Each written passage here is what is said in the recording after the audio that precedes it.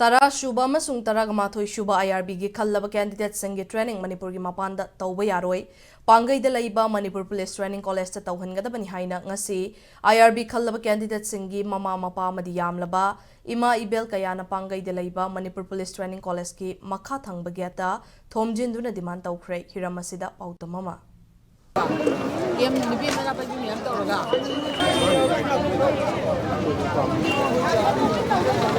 I couldn't have really say Pangei Manipur Police Training College ki Sauran Thangba get about the car Thangba South get Mawang to the knee. Mahomosida when we be in mind all Manapa Imabel Kayamazi high guest at Thompson lady was Sigi Madam de Manipura Tarasuba Song Tamato Soba IRB battalion. Hanging over the non recruitment of the Kankraba Hogi Manipur Masa Habatari High Musing see Pangei de Manipur Training Police Training College training Pibgi Mota Hogi Mapalam the Havati Moro in Assam the Hogi Police Training College training Pin and Nabam Home Sidagi Puragani Havig Adumba Palma Pangi Habagi Habagi Hariba Hogi candidates Adugi parenting ma passing Aduga family sing Lorina Universal Mothers Organization UMOG Hogi Tomatama Tomigi Imakana Hariba Kogi Manipuri Masasing Asima Panda Kogi Police Training PBROI Kogi Pangei de Police Training College Asida Training PBU Hyduna Thompson Labani and then Hariba Homes Ladiba Kogi Imam Belsing a cigar Nadana Kuna Pamlio demand Sicarino Havado Mampuna community.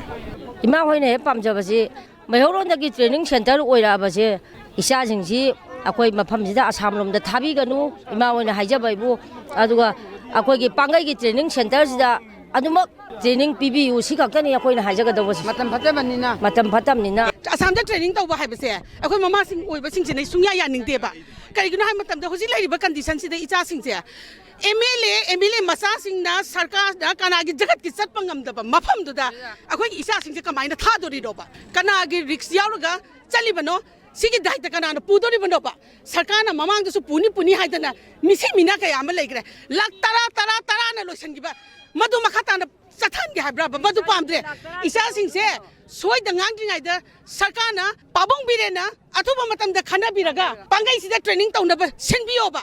So I some told the scene of Bagilambi at the gate, so in a Bagilambi say, some Simbiba have say, Sargazi, Kariwakan Kantra Brava in Habiti. Loy see the Namang and Mamang to so give me am so Soiga Pasana to men, I give him the lady. Pasapamde.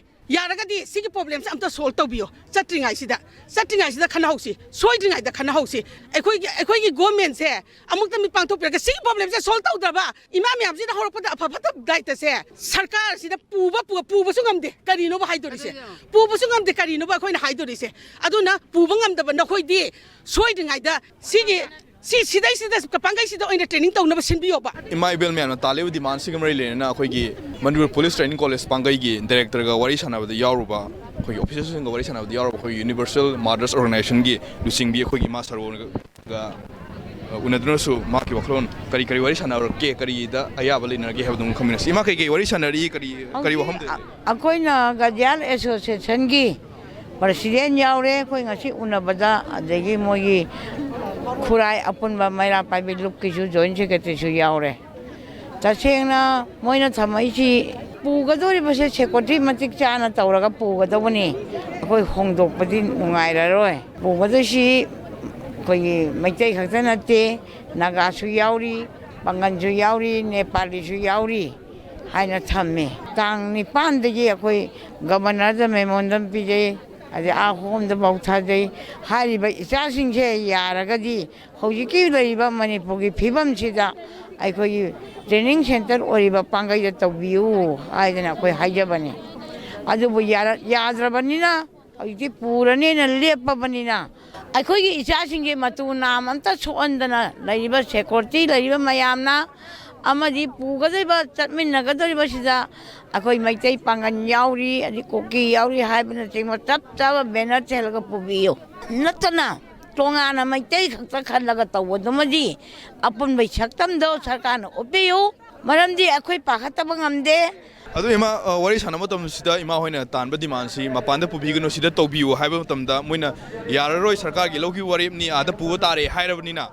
ꯋꯥꯔꯤꯁꯤ ꯀꯔꯤꯗ conclusion ꯑꯣꯏꯈ꯭ꯔꯦ ꯀꯔꯤꯗ ꯂꯣꯏꯁꯤꯟꯅꯈ꯭ꯔꯦ ꯑꯗꯨꯗ ꯍꯧꯖꯤꯛꯁꯤ ꯃꯣꯏꯅ ꯁꯤꯗ ꯂꯩꯕ training ꯁꯦꯟꯇꯔꯅꯤꯅ ꯃꯣꯏꯅ ꯉꯝꯗꯦ ꯌꯥꯔꯒꯗꯤ ꯆꯤꯐ ꯃꯤꯅꯤꯁꯇꯔꯒꯗꯤ ꯏꯝꯐꯥꯜ ꯋꯦꯁꯀꯤ SP ꯀꯔꯤꯀꯥ ꯇꯥꯟꯅꯔꯒ ꯎꯅꯅꯕ ꯇꯧꯕꯤꯌꯨ ꯁꯤꯅꯤ ꯑꯗꯨ ꯍꯧꯖꯤꯛ ꯃꯇꯝ ꯂꯩꯇ꯭ꯔꯕꯅꯤꯅ ꯖꯥꯇꯤ ꯈꯨꯗꯤꯡꯃꯛꯁꯤ ꯌꯥꯎꯋꯦ ꯍꯥꯏꯕꯁꯦ ꯊꯦꯠꯂꯒ ꯄꯨꯔꯒꯗꯤ ꯃꯣꯏ ꯃꯆꯥ ꯃꯁꯨ ꯌꯥꯎꯕꯅꯤ나 ꯀꯥꯞꯄꯛꯇꯕ ꯌꯥꯏ ꯇꯧꯔꯛꯇꯕ ꯌꯥꯏ ꯑꯗꯨ ꯃꯃꯥꯡꯗ ꯒꯕꯔꯅꯔꯒꯨꯝꯕ ꯑꯗꯒꯤ ꯃꯔꯤ ꯂꯩꯅꯕ ꯑꯩꯈꯣꯏꯒꯤ ꯍꯣꯝ ꯗꯤꯄꯥꯔꯠꯃꯦꯟꯇꯁꯨ ꯃꯦꯃꯣꯔꯦꯟꯗꯝ ꯄꯤꯁꯤꯟꯈꯤꯕ ꯂꯩ ꯍꯥꯏꯔꯦꯀꯣ ꯍꯥꯏꯕꯗꯤ ꯇ꯭ꯔꯦꯅꯤꯡꯁꯤꯗ ꯇꯧꯕꯤꯌꯣꯅ ꯃꯄꯥꯟꯗ ꯀꯔꯤ ꯃꯃꯥꯡꯗ ꯆꯤꯐ ꯃꯤꯅꯤꯁꯇꯔꯗ ꯎꯅꯈꯤꯕꯗꯤ ꯂꯩꯕ꯭ꯔꯥ ꯎꯅꯒꯦꯅ ꯆꯪꯕꯗ ꯎꯅꯕꯒꯤ ꯑꯌꯥꯕ ꯄꯤꯔꯛꯇꯦ ꯃꯣꯏꯒꯤ ꯂꯩꯕ ꯁꯦꯀ꯭ꯔꯦꯇꯔꯤꯁꯤꯡꯅ ꯂꯧꯁꯤꯜꯍꯧꯔꯒ ꯄꯥꯎꯈꯨꯝ ꯄꯤꯔꯛꯀꯦ ꯍꯥꯏꯔꯒ ꯄꯥꯎꯈꯨꯝ ꯉꯥꯏꯔꯒ ꯉꯁꯤ ꯄꯤꯔꯛꯄ ꯌꯥꯏ ꯍꯌꯦꯡ ꯄꯤꯔꯛꯄ ꯌꯥꯏꯔꯒ ꯑꯗꯨꯝ ꯂꯥꯛꯄꯅꯤ ꯃꯣꯏꯁꯤ ꯀꯔꯤ ꯅꯨꯃꯤꯠꯇꯅ ꯄꯨꯗꯣꯏꯁꯤ ꯇ꯭ꯔꯦꯅꯤꯡꯒꯤ ꯑꯁꯥꯝꯗ ꯄꯨꯒꯅꯤ ꯍꯥꯏꯔꯤꯁꯤ ꯍꯌꯦꯡꯅꯦ ꯃꯣꯏꯅ ꯄꯨꯅꯤ ꯍꯥꯏꯔꯤꯁꯤ ꯌꯨꯅꯤꯚꯔꯁꯦꯜ ꯃꯥꯔꯁ ꯑꯣꯔꯒꯅꯥꯏꯖꯦꯁꯟꯒꯤ ꯑꯩꯈꯣꯏꯒꯤ ꯂꯨꯆꯤꯡꯕꯤ ꯏꯃꯥ ꯁꯔꯣꯅ ꯐꯣꯡꯗꯣꯔꯛꯄ ꯃꯇꯨꯡ ꯏꯟꯅ ꯂꯩꯉꯥꯛꯀꯤ ꯃꯥꯏꯀꯩꯗꯒꯤꯗꯤ ꯑꯩꯈꯣꯏꯕ 10 ꯑꯃꯁꯨꯡ 11 IRBꯒꯤ ꯅꯧꯅ ꯔꯤꯀ꯭ꯔꯨꯠ ꯇꯧꯔꯕ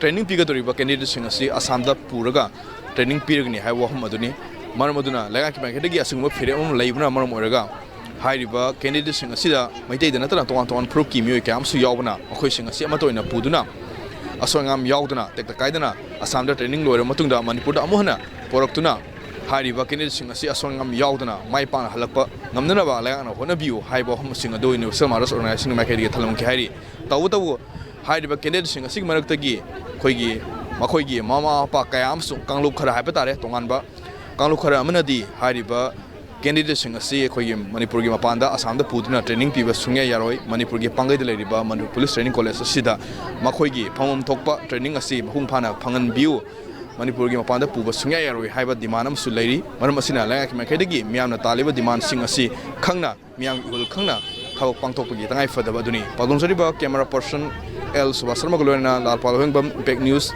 ꯄꯥꯡꯒꯩ